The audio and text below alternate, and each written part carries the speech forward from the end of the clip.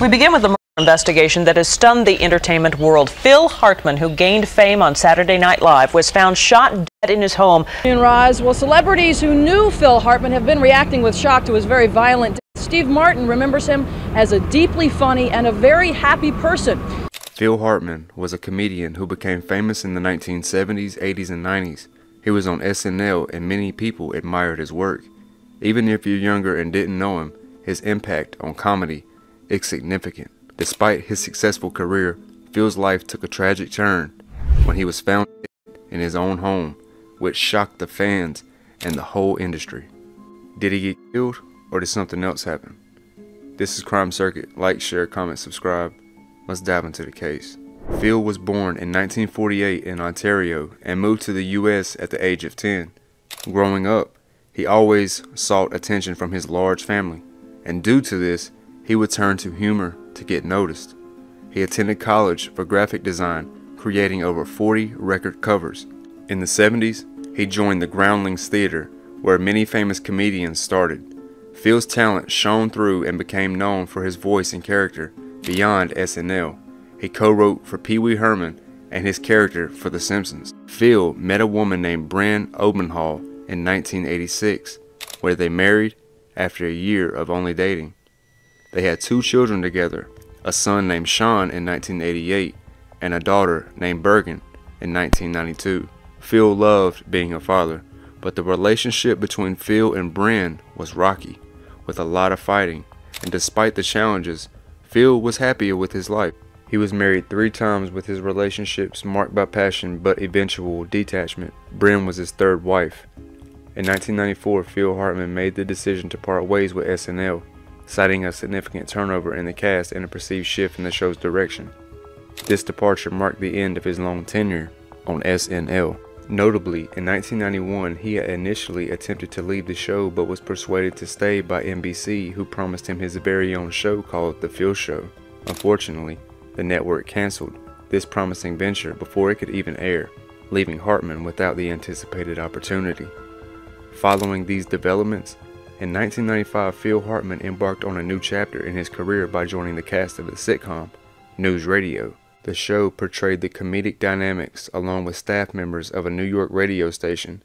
This move allowed Hartman to continue showcasing his comedic talents on different platforms. However, Phil's professional successes were juxtaposed with professional challenges. His marriage to Bryn, marked by constant conflicts, faced strains by Bryn's jealousy and resentment. Bryn struggled with a cocaine addiction, leading to repeated stints in rehab. Despite attempts to maintain their relationship for the sake of their 2 children, Phil and Bryn grew apart over time. Phil coped with the difficulties in his marriage by spending more time away from home and indulging in activities such as fishing. Despite being recognized as a devoted father, Phil's frequent absences were attributed to the toxic nature of his marriage. The couple's struggles, fueled by Bryn's addiction and personal issues, contributed to an increasingly challenging domestic environment. The tragic turn in Phil Hartman's life occurred in 1998 when he would be found dead in his home. The circumstances revealed that he had become a victim of suicide involving his wife, Bryn. In late of May 1998, Bryn struggled with an addiction to drugs and alcohol. She had been in and out of rehab trying to overcome this challenge. Mixing these substances with her antidepressants led to violent outbursts. On the evening of May 27th, after having dinner with a friend, she returned home seemingly okay. The 2 had drinks, and her friend noticed no signs of distress. However, a disagreement erupted, and Phil Hartman went back to their bedroom. The couple had a few guns that Bryn had started collecting when they moved back to LA from New York City. Around 2 a.m., Bryn took a .38 Smith & Wesson from their metal lockbox in the closet. While Phil slept in the bed, wearing only a t-shirt and boxer shorts, she shot him several times in the head and chest. The incident resulted in his immediate death. The neighbors heard the sound of a gunshot and promptly called the police to report what they heard at the comedian's house. An hour later, after drinking more, Bryn called her friend Ron Douglas in a panic. She said that Phil Hartman had gone out for the night, leaving her a note that he would return later. Douglas suggested that she go back to sleep, but she didn't listen. Instead, Bren showed up at his door about 20 minutes later, smelling strongly of alcohol and in a state of panic. Douglas was upset but worried about her. Knowing not to provoke her temper, he let her into his home.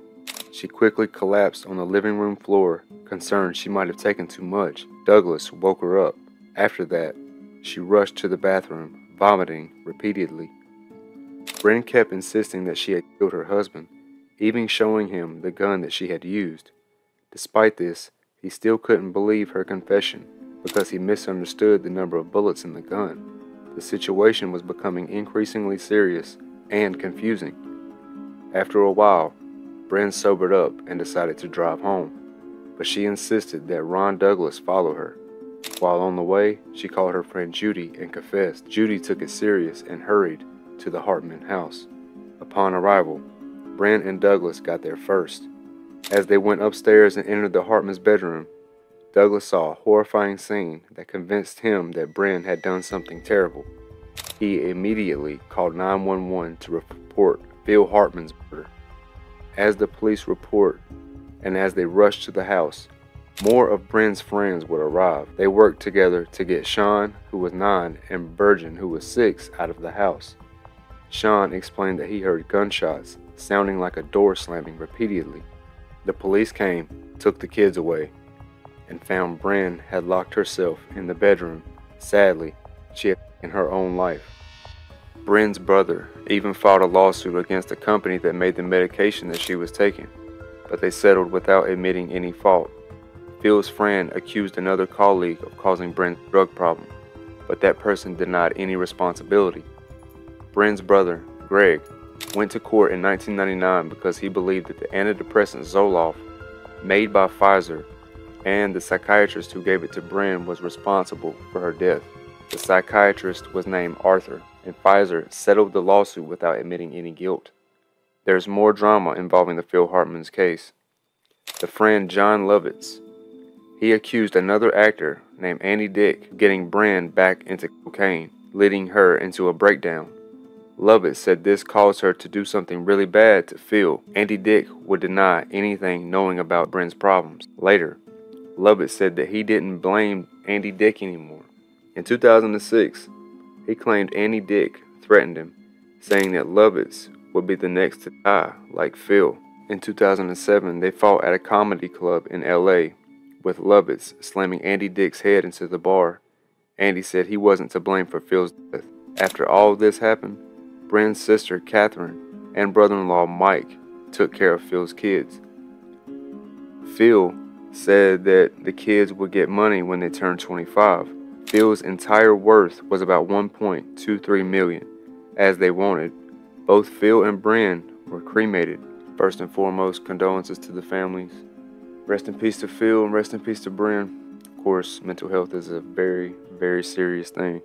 But like I always really say, watch who you hang with. I love y'all. Stay safe till next time. Peace.